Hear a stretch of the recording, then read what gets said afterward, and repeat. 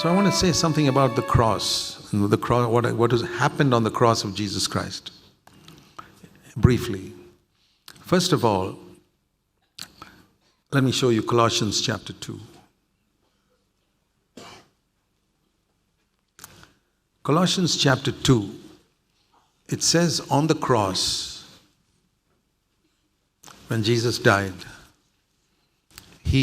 verse 14, he canceled the certificate of debt which was against us. Every sin that we commit is like a debt that I owe to God. I commit a sin, okay, I owe something to God. You know in the Old Testament how God taught that? When you sin, you must bring a goat and kill it. Brother, how much does a goat cost? 2,000 rupees? 3,000 rupees? Imagine if you had to pay 3,000 rupees every time you committed a sin. You'll stop sinning pretty quickly. They had to bring a goat and kill it. And so, when I see sin as something serious, it's a debt. Okay, I owe 3,000 rupees to God now because I sinned here. Then a little later in the day, I sinned again. Okay, another 3,000 rupees. And then afterwards, I got angry with somebody. Another 3,000 rupees. Then I had a dirty thought. Another 3,000 rupees. By the end of one day, I'm already in debt for some million rupees. And I've lived like that for so long. What a massive debt I've got to God. That's what he was teaching those people. Bring that goat. Bring that bullock. Sacrifice it because you sinned. He was teaching them that you're in debt to God when you sin. And what a massive debt we have accumulated from the time we were born. And it says Jesus took that whole certificate of debt and tore it up on the cross. That's what he did on the cross. He canceled that entire certificate of debt which was against us. And he took it out of the way, nailing it to the cross. It's picture language. But our debt is gone. Imagine if you had a debt of many billions of rupees and you're always afraid to see the man to whom you owe money. He comes that way, you go this way. That's how we ran away from God. Why are people afraid to go to God? Because he's the one coming to collect the debt. That's why they're running away from God. And to see that it's gone. Somebody paid that billion or trillion rupees and I'm free. Boy, how grateful I should be to that person for the rest of my life. He paid my debt and set me free. That's the first thing that happened on the cross. And how did he do it? By shedding his own blood. Giving up his life. It was not just rupees. It was a life that he gave up. You know, there are some groups that teach that Jesus was not God, he was only a man, or he was an angel, Jehovah's Witnesses, and different groups like this, Christadelphians and Mormons, and there are different groups. They always have a problem with the deity of Christ. But do you know if that Jesus Christ was not God? Think of it. Supposing he was the highest of created beings, let's say. Created being means not the creator. And I have sinned. And Almighty God makes someone he has created kill him for my sin. Tell me, even a human judge will not allow it. That's completely against all principles of justice. Supposing I sin and my father or mother come and say, no, I will die in place of my son. Which judge in the world will allow that person to be hanged in place of me? Cannot be.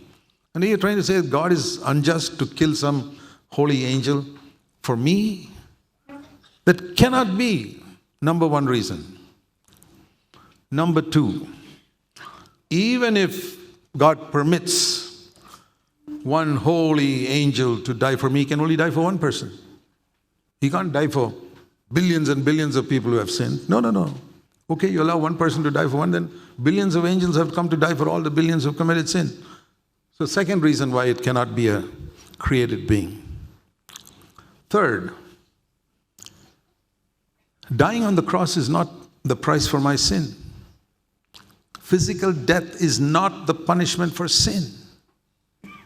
Because if physical death is the punishment for sin, when I die, I have paid the price. Everybody who dies should go to heaven because they died. So if Jesus only physically died, I say, you don't have to die for me, Jesus. I'll die myself. What is the punishment for your sin? Hell. And if Jesus did not suffer hell on the cross, he has not paid the price for my sin. But he did suffer hell. Do you know what hell is? Hell is to be forsaken by God. And that's what Jesus experienced for 3 hours. Hell is not physically a place.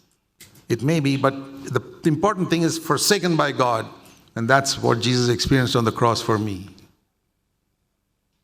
That's what he struggled with in Gethsemane. Father, take this cup away from me. It wasn't physical death. He was not afraid of physical death. He'd be ready to die 1,000,000 times for me and you. But this separation from the Father. Oh, Father, do I have to go through that? You and I have been together for eternity. And some angel can tell him, but Jesus, it's only for 3 hours. And you'll come back together again. No, I don't want to lose it for 1 second. See, we don't have that type of attitude to losing fellowship with God. We just tell a lie or get angry with somebody and lose fellowship with God. You fight with your wife and you don't talk to her for 1 hour. You don't have fellowship with God for 1 hour. It doesn't bother you. Afterwards, you go and apologize. But you've lost fellowship with God for 1 hour. It doesn't bother you and me because we don't value it. Jesus didn't want to lose it for 1 second because he knew this is the most important thing in life. And you become a spiritual man when you realize that fellowship with God is the most important thing in life. I never want to lose it even for 1 second. And Jesus struggled with that in Gethsemane. And I can imagine the Father saying to him, okay, Jesus, you don't have to go to the cross. You have lived a perfect life. Come from Gethsemane straight up to heaven. But Zac Poonen will go to hell. Jesus says, Zac Poonen will go to hell. Okay, Father, I'll go to the cross. The day the Lord opened my eyes to see that, I wept and wept and wept and wept.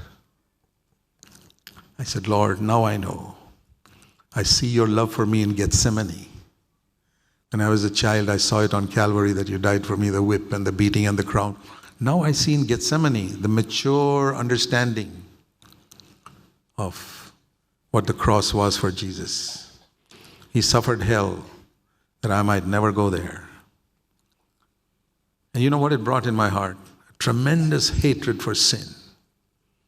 I said, Lord, I cannot sin again because I know what it did for you. Not just the physical agony of beating and all that, but you went to hell because of my dirty thoughts, because of my anger, because of my unforgiving spirit. I'll never want to do those things again because that's what crucified you. It's I who drove that nails into your hand.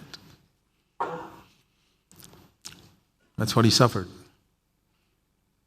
So he did face hell. So if he faced hell, the next question is, fourth, is 3 hours in hell enough? Because only 3 hours he was forsaken.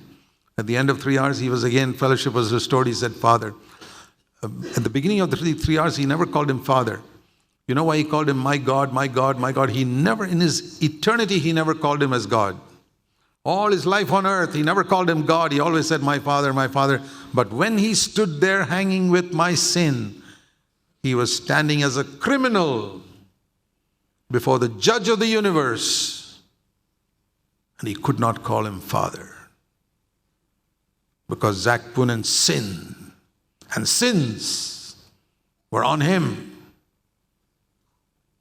He said, my God, my God. I don't know why you've forsaken me. Because, you know, when a man goes to hell, he can't think. I mean, I can say it's for my sin, God, but he's in hell now. He can't even understand. Why have you forsaken me? As if he didn't know. If he was in his senses, he'd have known, but he's facing hell. And when you get to hell, you don't understand anything about God. Why have you forsaken me? But one thing he said, even if you have forsaken me, which I don't understand, you are still my God. He didn't say, oh God, in a defiant way. My God. I don't know why you've forsaken me, but you're still my God. That is submission. And I say, Lord, you did that for me. But 3 hours is not enough, because the punishment for sin is eternity in hell. Can a man suffer eternity in hell in 3 hours? No. But an infinite being can suffer the pains of eternity even in 1 second. Because infinity into one is equal to eternity into one. That means eternal punishment can be experienced by an infinite being even in a moment. So if Jesus was a created being who was not infinite, then my sins are still there, unpunished. So these are the 4 reasons why I say Jesus could not have been a created being. He was Almighty God who took my punishment. I say that because nowadays there are so many clever people who have so many questions. My debt is gone.